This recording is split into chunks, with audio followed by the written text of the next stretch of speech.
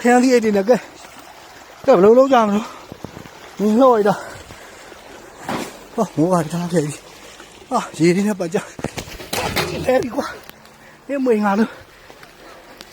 ငါပါလေ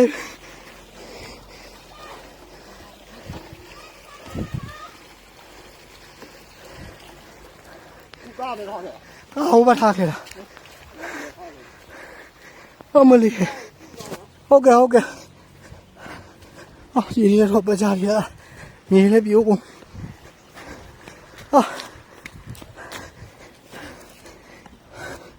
မလီရွှေလိုက်တဲ့တော့ဟာဟုတ်ကြမှာဟာ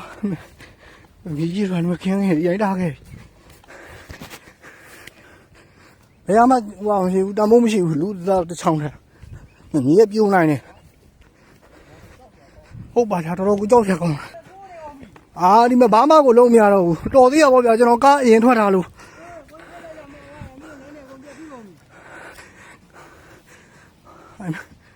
နေရရင်မအမေရစတဲ့အမေအောက်ကရေးလေး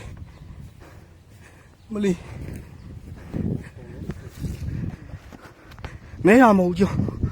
တော့ကုန်းကြီးပေါ်ကောနော်ရေတွေမှထွက်လာအဲ့ရရဆဆပဲဗျာဟိုလေ